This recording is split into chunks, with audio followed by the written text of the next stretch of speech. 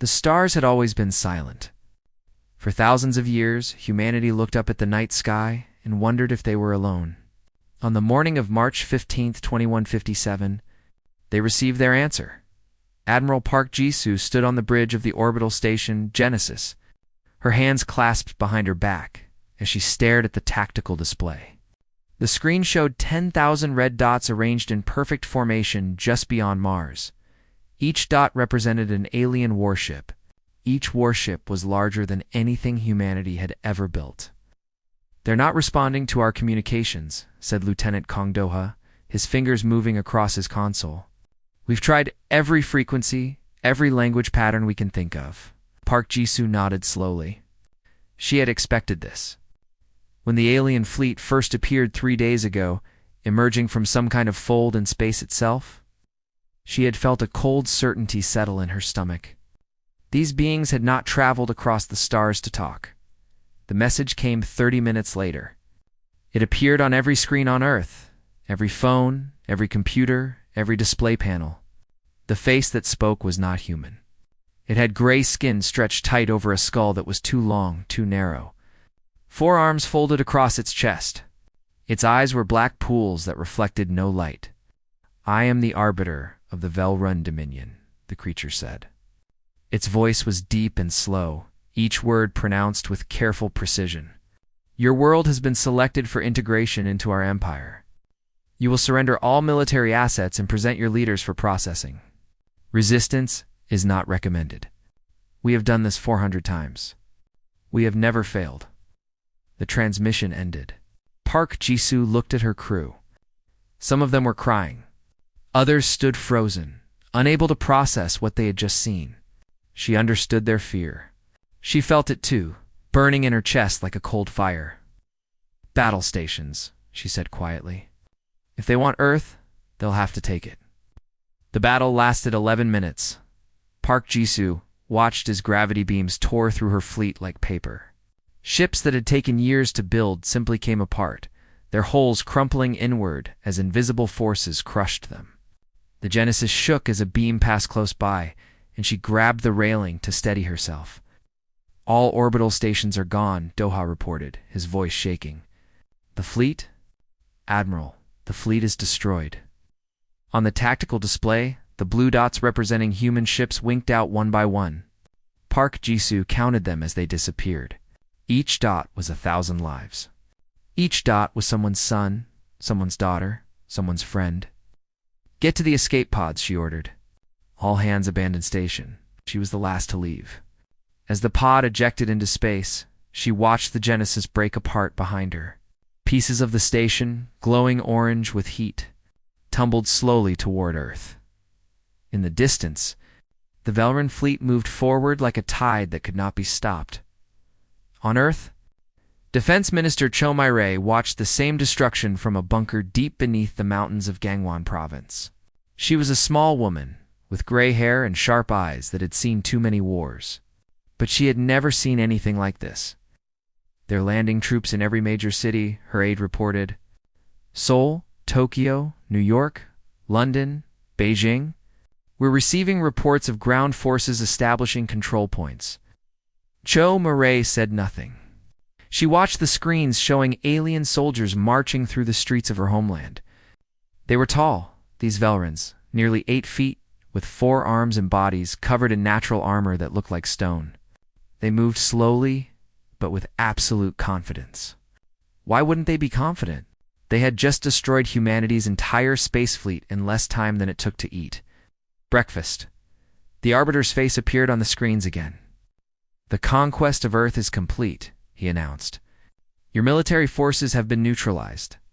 Your orbital infrastructure has been eliminated. As of this moment, your world belongs to the Velrun Dominion. We will begin processing your population for labor allocation within the week. Do not resist. Resistance only extends suffering." The transmission ended. Around the bunker, officers and officials sat in stunned silence. Some wept openly. Others stared at nothing, their minds unable to accept what had happened. Cho Mai-rae stood up. Her voice, when she spoke, was calm and steady. "The Arbiter made a mistake," she said. Everyone looked at her. "You destroyed our peacetime military," she continued. "Our stations, our ships, our bases, everything we built when we thought the universe was empty and safe." She walked to a control panel and placed her hand on a scanner. "He doesn't know about what we built when we were afraid." The scanner beeped. A new screen appeared, showing a single word: Ember. "Protocol Ember is now active," Chomare said. "Wake them all up." Across the world, in hidden places that appeared on no map, facilities began to power on. In the mountains of Switzerland, blast doors that had been sealed for decades ground open. In the deserts of Australia, underground factories hummed to life. In the depths of the Pacific Ocean, submarines that officially did not exist received new orders. These were humanity's secrets, built during the paranoid years of the early 22nd century, when governments feared each other more than they feared the stars. Weapons and vehicles and technologies that had been hidden away, deemed too dangerous for a peaceful world. The Velrins had conquered 400 species. They had a system, a process, refined over 50,000 years. They knew exactly how long it took for a conquered people to accept their fate. They knew the stages of grief, the patterns of resistance, inevitable surrender. What they did not know was that humanity had spent its entire existence fighting itself. Every generation had known war. Every century had seen new weapons, new tactics, new ways to kill and destroy. Humanity had practiced violence the way other species practiced art or science. The Velrins saw a primitive world with simple technology and assumed they knew what they were dealing with. They were wrong in her escape pod. Drifting through the debris of her destroyed fleet, Admiral Park Jisoo received a coded transmission. She read it twice, then smiled for the first time in days. "Protocol Ember active," the message said. "Report to coordinates for reassignment. The real war begins now." Above Earth, the Velrin fleet settled into orbit. The Arbiter retired to his quarters, satisfied with another successful conquest. He expected the next few decades to be routine. Pacification, integration, resource extraction. The same pattern as always. He did not know that humanity was already adapting, already planning, already building. He did not know that he had just made the worst mistake in the history of his empire. The fall of Earth's shield was not an ending, it was a beginning. The processing facility had been a shopping mall before the invasion. Now, it was a holding center where thousands of captured humans waited in long lines to be cataloged, sorted, and assigned to labor groups. The Velrins had converted it with their usual efficiency, installing scanning equipment in data terminals where stores once sold clothes and electronics. Lieutenant Kong Do-ha sat against a concrete pillar, watching the alien soldiers patrol the perimeter. He had been here for 3 days now, ever since his escape pod landed in the wrong place and Velron ground troops found him. His uniform was torn and dirty, but he still wore his rank insignia. He would not pretend to be anything other than what he was. Next to him sat a woman in a white coat, now stained with dust and dried blood. Her name was Yoon Hana, and before the invasion, she had been a xenobiologist at Seoul National University. She had spent her career studying the possibility of alien life, creating theories about what extraterrestrial beings might look like, how they might think, how they might behave. Now, she had real aliens to study. The irony was not lost on her. "Watch them," Do-ha whispered, nodding toward a group of Velrin soldiers near the entrance. "Tell me what you see," Hannah observed carefully. The soldiers stood in formation, their forearms held at precise angles. Every few minutes, one would speak into a communication device, the words slow and deliberate. When they moved together, stepping in unison like a machine. "They're synchronized," she said quietly. "Everything they do follows a pattern. Keep watching. Time how long it takes them to react to something." A human prisoner near the front of the line stumbled and fell. Hannah counted in her head. 1 second. 2 seconds. 3 seconds. For seconds. Finally, a Velrin soldier turned toward the disturbance. Another 2 seconds passed. before the soldier began walking toward the fallen human. 6 seconds, Hannah breathed. It took 6 seconds for them to notice and respond to movement right in front of them. Doha nodded grimly. I've been counting for 3 days. Their average reaction time is between 5 and 7 seconds. Their shift changes happen exactly every 12 hours to the minute. When they speak, each sentence takes at least twice as long as it would for us. Hannah's scientific mind began racing. She thought about planetary rotation, gravity, evolution, metabolism. The pieces started fitting together. High-gravity world, she said. Long days. Their entire biology evolved on a different time scale than ours. To them, this is normal speed. To us, ... to us. They're moving in slow motion. They sat in silence, processing the implications. Around them, other prisoners shuffled forward in line, heads down, spirits broken. They had accepted defeat. They believed the war was over. Doha believed something very different. That night, he managed to pass a written message to a woman who worked in the facility's food distribution area. She was part of a resistance network that had formed in the first week of occupation. The message was short. They're slow. We're fast. Tell everyone. Message reached General Baek Sung-ho 4 days later. He read it in the back of a moving truck, surrounded by soldiers and equipment. As his mobile command center traveled through the countryside, the Velrans had destroyed all fixed military installations. So Sung-ho never stayed in one place for more than a few hours. He was an old soldier, gray-haired and weathered, with scars on his hands from wars that happened before the aliens came. He had fought in 3 conflicts during his career, survived 2 assassination attempts, and once walked 40 miles through enemy territory with a broken leg. Nothing had prepared him for fighting aliens. But the principles of war, he believed, were universal. Know your enemy. Find their weakness. Exploit it without mercy. He read Doha's message again, then called his officers together. The Valorans think in decades, he told them. They expect resistance movements to take 20 or 30 years to organize. They've conquered 400 species, and that's always been the pattern. He held up the message. But they've never conquered humans. We don't think in decades. We think in days, hours, minutes. Captain MG1, a young Special Forces officer with sharp eyes and quick hands, leaned forward. How do we use this? Their reaction time is 5 to 7 seconds, Sung-ho explained. That means a trained human soldier can fire 3 aimed shots before a Velron guard even begins to respond. Their communication is slow, which means coordinated attacks across multiple locations will confuse them. By the time one garrison alerts another, the second attack will already be over. The officers exchanged glances. For the first time since the invasion, something like hope flickered in their eyes. There's more, Sung-ho continued. They've been conquering worlds for 50,000 years. They think they've seen everything. They have protocols for every situation, procedures refined over millennia. He smiled, and there was nothing friendly in it.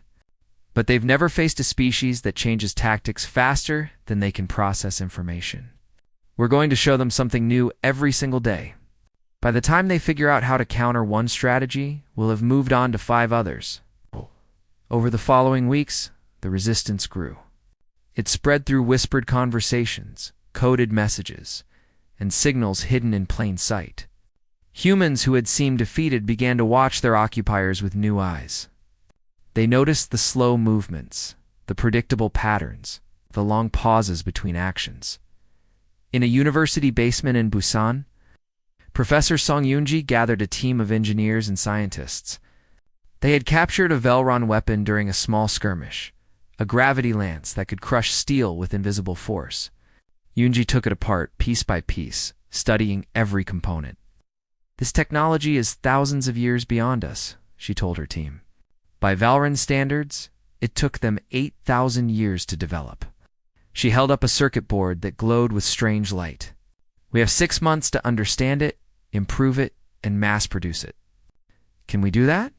Her team looked at each other. They thought about their families in occupied cities. They thought about their friends who had died in the first attack.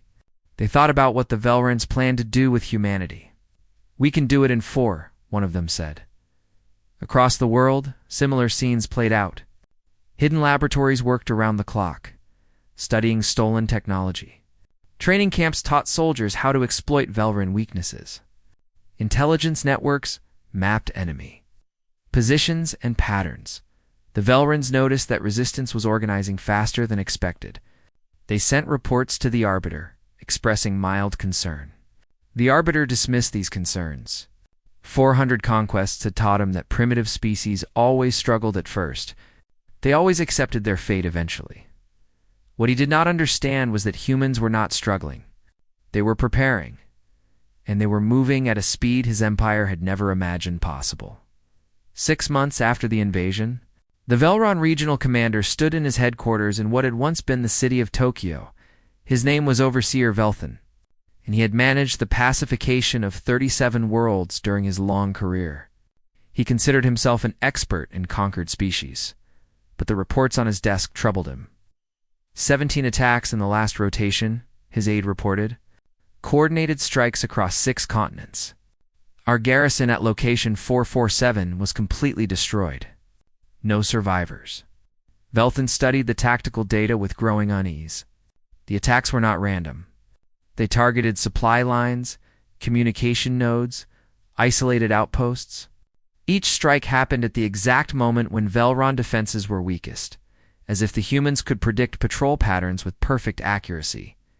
How are they organizing so quickly? He asked, more to himself than to his aide.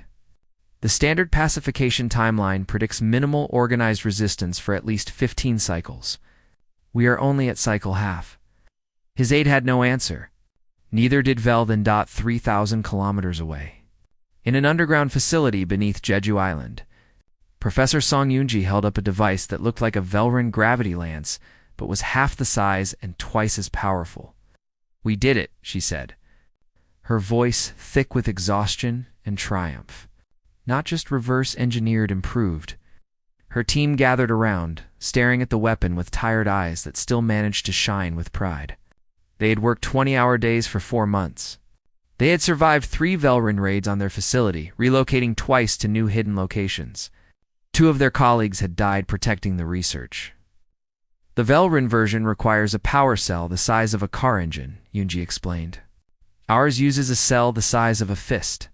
Their version takes 8 seconds to charge between shots. Ours takes 2. Their version weighs 40 kilograms. Ours weighs 6. She handed the weapon to Captain M.G. Wan, who had arrived that morning with a squad of Special Forces soldiers. He lifted it easily, feeling its balance, checking its sights. "How many can you make?" he asked. "With the materials we have?" 50 in the next month, but we've sent the designs to 12 other facilities. By the time the Velruns figure out we have these, there will be thousands." Juan smiled. It was the smile of a predator who had just grown new teeth. The first field test came a week later. Gaewon led a team of 8 soldiers against a Velrun command post in the mountains of Gangwon Province. The post was guarded by 20 Velrun soldiers and protected by energy shields that human weapons could not penetrate. The attack began at 0300 hours local time. The Velruns were in the middle of their rest cycle, their biological clocks telling them it was the middle of the night, even though they had been on Earth. Long enough to know better, Guwan's team moved through the forest like shadows. They had trained for this moment, drilling the approach 100 times in simulation. Every soldier knew exactly where to go, exactly when to fire, exactly how to exploit the seconds of confusion before Velrun reactions kicked in. The first gravity lance. Shot punched through the shield generator. The shield collapsed. Before the Velrun guards could process what had happened, Guwan's team was inside the perimeter. It was over in 90 seconds. 20 Velrun soldiers, each one 8 feet tall and covered in natural armor, killed by 8 humans with weapons they had built themselves. "Secure the data cores," Jiwon ordered. "We have 4 minutes before their distress signal reaches the nearest garrison." His soldiers moved efficiently, downloading information, collecting weapons, planting charges. When they left, the command post was burning behind them. They disappeared into the forest long before Velrun. Reinforcements arrived. The intelligence they captured revealed something important. The Velruns were genuinely confused. Their reports described human resistance as unprecedented and anomalous. They could not understand how a species they had conquered could adapt so quickly. Similar victories accumulated across the world. In Europe, resistance fighters ambushed a Velrun convoy using tactics that changed with every encounter. In South America, human pilots flew, captured Velrun fighters with reflexes the aliens could not match. In Africa, guerrilla forces appeared from nowhere, struck hard, and vanished before the slow Velrun response could materialize. The humans were not just fighting back. They were learning faster than the Velruns could adapt. In his orbital command ship, the Arbiter finally began to pay attention. He summoned Overseer Velton for a report, watching via holographic communication as the regional commander tried to explain the situation. "They are moving too fast," Velton said. "Their attacks come before our predictions say they should. Their technology improves at a rate that should be impossible. We captured one of their new weapons last cycle. It is based on our gravity lance technology, but the improvements should have taken them centuries to develop. They did it in months." The Arbiter considered this. In his long existence, he had seen species resist. He had seen them fight and die and eventually submit. But he had never seen anything like this. "How fast are they adapting?" he asked. Velthan hesitated. "By our calculations, approximately 40 times faster than any species we have ever conquered. Their innovation cycle appears to be measured in days rather than cycles. They are not following any pattern we recognize, then create new patterns. Adjust protocols. Increase force deployment. We have tried Arbiter. By the time we implement new protocols, they have already changed their tactics to counter them. It is as if they exist in accelerated time." The Arbiter was silent for a long moment. He thought about the 400 worlds his empire had conquered. He thought about the predictable patterns of resistance, the inevitable submission, the smooth integration into Dominion control. He thought about how confident he had been when his fleet first arrived at Earth. For the first time in centuries, he felt something unfamiliar. It took him a moment to recognize the emotion. It was doubt. "Increase surveillance," he ordered finally. "Find their hidden facilities. Destroy their production centers. Cut off their communications." "Yes, Arbiter." But even as Velthan acknowledged the order, both of them knew it might already be too late. The humans had been preparing for 6 months. In Velrun time, that was barely a moment. In human time, it was enough to build an army, deep beneath the asteroid belt. In a shipyard that appeared on no Velrun scan, Admiral Park Jisoo watched as the first human warship of the new fleet completed its construction. It was ugly by Velrun standards, welded together from salvaged materials and stolen components. It had none of the elegant curves of Dominion vessels, but it was fast. "So very, very fast. How soon until we're ready?" she asked. Her chief engineer checked his displays. 6 more months. Maybe 5 if we push it. Park Jisoo nodded. 1 year since the invasion. 1 year since the Arbiter declared victory. He had no idea what was coming. 1 year after the invasion, the liberation of Earth began.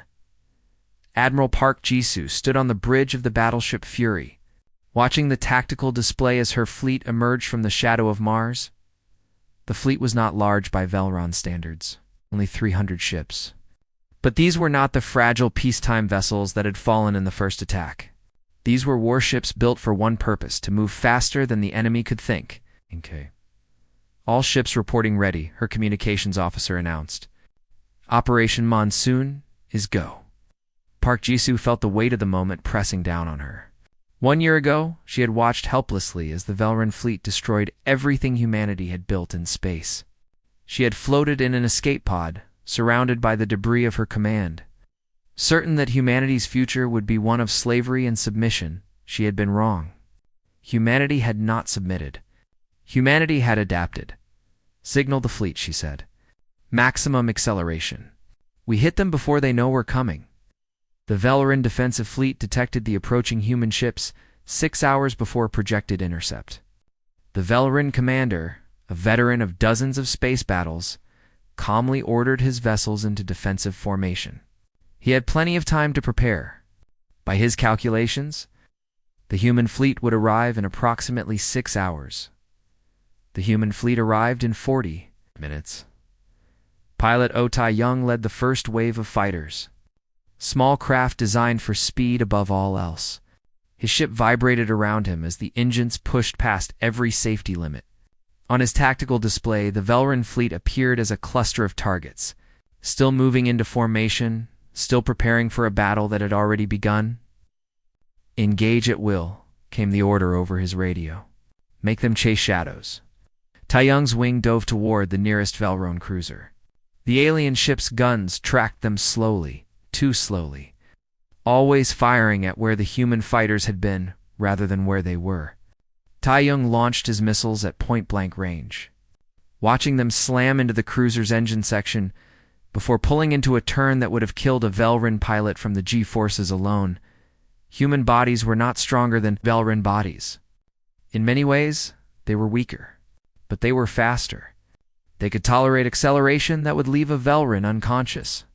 They could make decisions in fractions of a second that Velrun minds needed full seconds to process. In space combat, that difference meant everything. The Fury plunged into the heart of the Velrun formation, its gravity lances carving through alien hulls.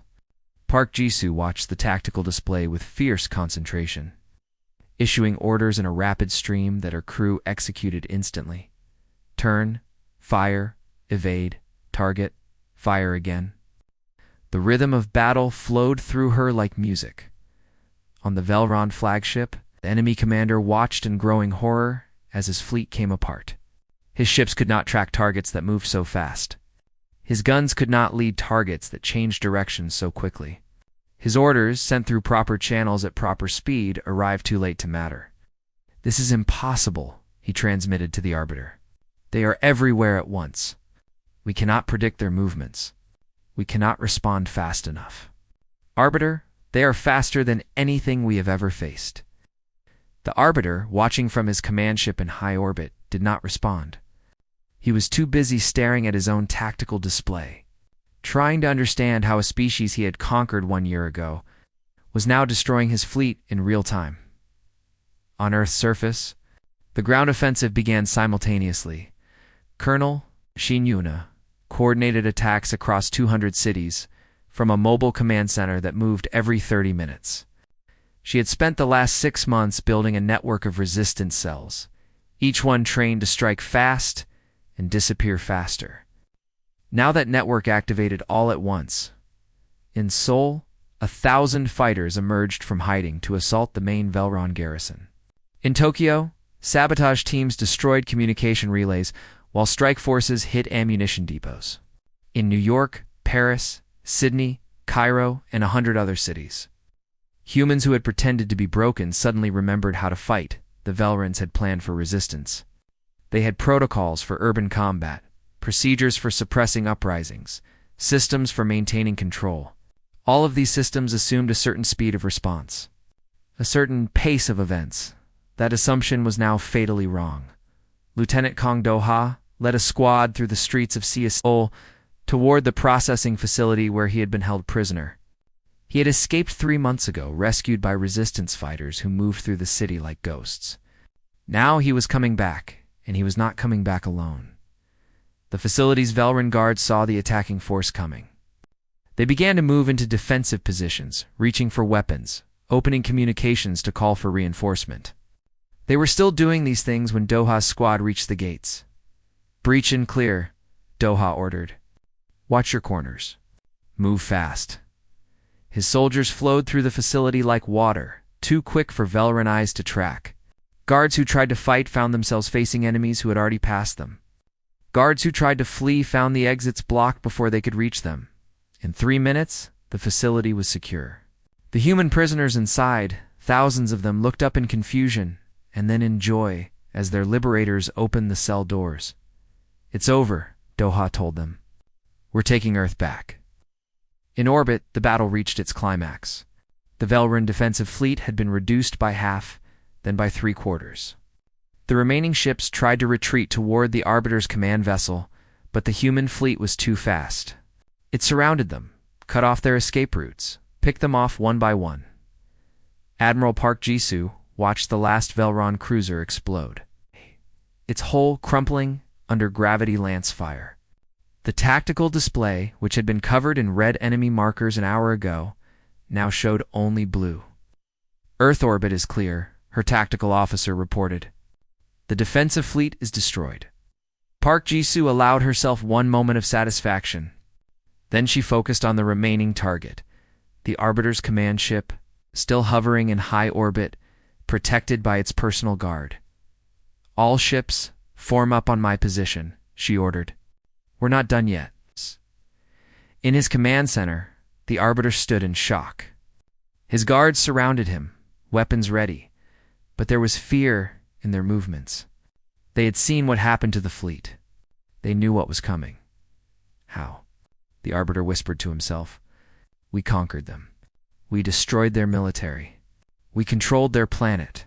How is this possible? He thought about the 400 species his empire had conquered over 50,000 years. He thought about how predictable they all had been.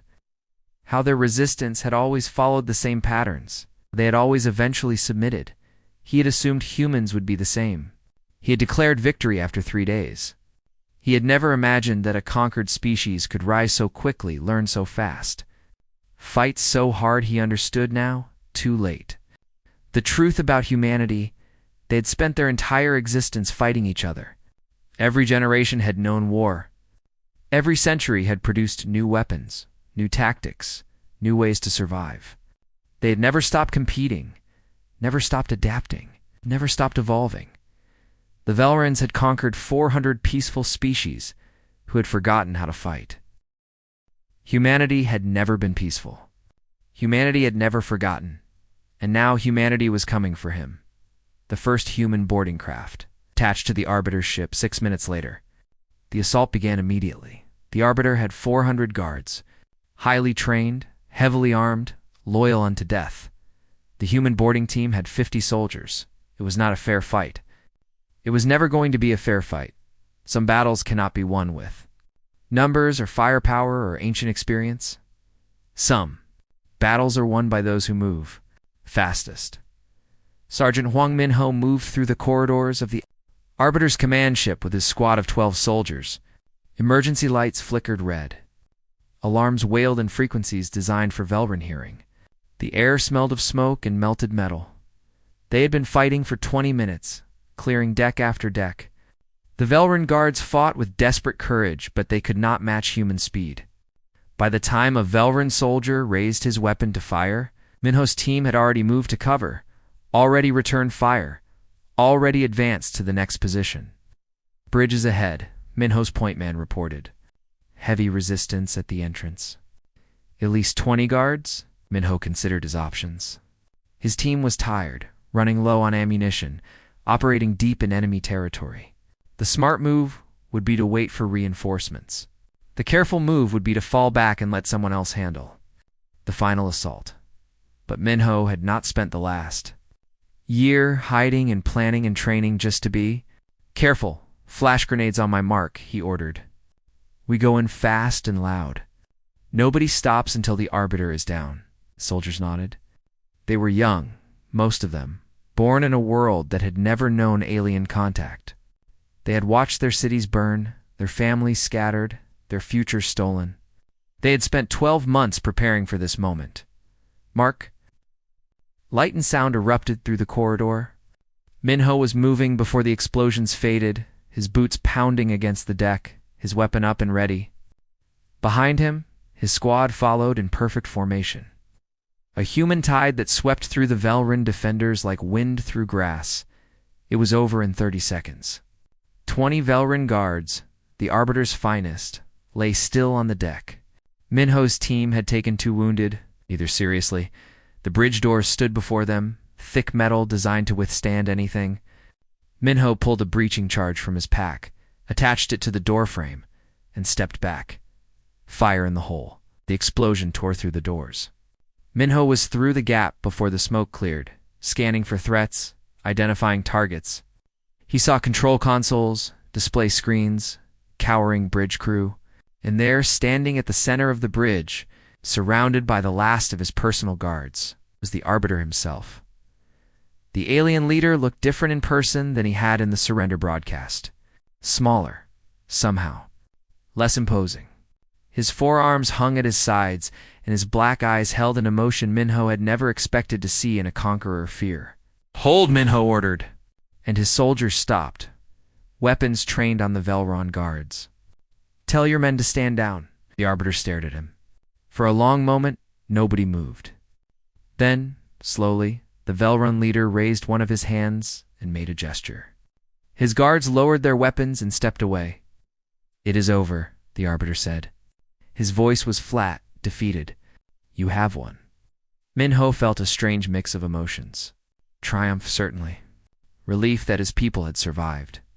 But also something unexpected. Sadness. This being had destroyed humanity's fleet, occupied their world, tried to enslave their entire species.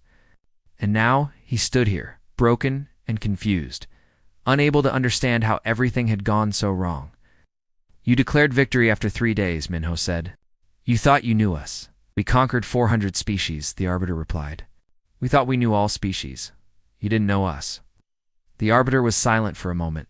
Then he asked the question that had been haunting him since the battle began. "How? How did you do this? You were conquered. You were defeated. How did you rise so quickly?" Minho thought about the question. He thought about his grandmother, who had survived 3 wars before the aliens came. He thought about his father, who had taught him to fight when he was barely old enough to hold a weapon. He thought about the history of his species, the endless conflicts, the constant struggle for survival. "We've been practicing," he said simply. For a very long time, Admiral Park Jisoo arrived on the bridge an hour later. The Arbiter had been secured, his command ship captured, his fleet destroyed. Earth orbit was filled with human vessels. Ugly and cobbled together, but victorious. She stood before the Arbiter, this being who had once seemed invincible. He looked old now, she thought, tired and broken and confused. "Your empire will send more ships," she said. It was not a question. Perhaps the Arbiter replied. "Or perhaps they will see what happened here and wonder if Earth is worth the cost. And what will you tell them?" The Arbiter considered the question. "I will tell them the truth. That we conquered a species we did not understand. That they adapted faster than we believed possible. That they built weapons from our technology in months instead of millennia. That they fought in ways we could not predict or counter." He paused. "I will tell them that humanity is not like anything we have ever encountered." Park Jisoo nodded. "Good. Make sure they understand one more thing." "What is that?" "We don't want war. We never wanted war. We would have welcomed you as friends if you had come in peace." She leaned closer. "But if you come as conquerors, we will teach you things about war that your empire has never imagined. We have been killing each other for 200,000 years. We know every trick, every tactic, every way to win. And we learn new ones faster than you can breathe." She straightened. "Tell your masters that. Tell them Earth is not worth the cost." The Arbiter was taken away. The occupation ended. Across the world, Velron soldiers surrendered or retreated to their ships. Human flags rose over cities that had been occupied for a year. People who had hidden and fought and died were finally free. But the story did not end with Earth's liberation. The recordings of the battle spread across the galaxy. Other species, those conquered by the Velron Dominion millennia ago, watched in amazement. They saw a young species, primitive by galactic standards, rise from conquest in a single year. They saw human ships outmaneuver Velron fleets. They saw human soldiers defeat enemies twice their size through speed and cunning alone. They saw hope, Ambassador. Li Guan delivered humanity's first message to the galactic community 5 years after liberation. She stood before representatives of 100 species, some of whom had lived under Velron rule for longer than humanity had existed. "We come in peace," she said. "We have no interest in empire. We do not want your worlds or your resources. We want to build, not destroy. We want to learn, not conquer." The representatives listened in silence. They had heard such words before, usually followed by demands and threats. "But we want you to understand something about us. Juan continued. Something important. She paused, letting the silence stretch. We spent our entire history fighting ourselves. Every generation knew war. Every century saw new weapons, new tactics. We learned to adapt faster than any other species because we had no choice. It was adapt or die. She smiled, and there was warmth in it, but also something else. Something harder. Now we would like to try something different. We would like to help rebuild what the Valrons destroyed. We would like to share our knowledge, our technology, our capacity for change. We would like to be friends. Another pause. But if anyone mistakes our desire for peace as weakness, they will learn the same lesson the Valrons learned. We adapt. We overcome. And we never, ever give up. 50 years later, humanity led the Galactic Reconstruction Alliance. Human engineers helped rebuild W. Orelds devastated by Velron conquest. Human doctors developed cures for diseases that had plagued alien species for millennia. Human artists created works that were celebrated across 1,000 planets. The Velrons. Watched from the edges of their diminished empire, they never attacked again. They had learned their lesson. The universe was full of species who were stronger than humans, older than humans, wiser than humans. But there was no species that moved faster, thought quicker, or adapted more rapidly. What other civilizations took centuries to achieve, humanity accomplished in years. This was their gift and their curse. This was why they had spent so long fighting themselves. This was why they could never be conquered. On the anniversary of Earth's liberation, Admiral Park Gisu, now old and gray, stood before a memorial built to honor those who had fallen in the war. Thousands of names were carved into black stone, a fraction of those who had died fighting for humanity's freedom. A young officer approached her. Admiral, the representatives from the Alliance are arriving. Park Gisu nodded but did not move. She was looking at a name carved near the bottom of the memorial. Lieutenant Commander Kang Doha. He had died 10 years after liberation, leading a mission to free another conquered world. He had never stopped fighting, Admiral. In a moment, she reached out and touched the carved letters. We did it, old friend. We showed them what we could be. She turned away from the memorial and walked toward the diplomatic center, where representatives from across the galaxy waited to discuss the future. Behind her, the names of the fallen gleamed in the sunlight. The Valrons had declared victory once. Now, the entire galaxy knew better. Humanity was not a species to be conquered. Humanity was a species that conquered time itself, moving faster than the universe expected, adapting quicker than any enemy could follow, and they were just getting started.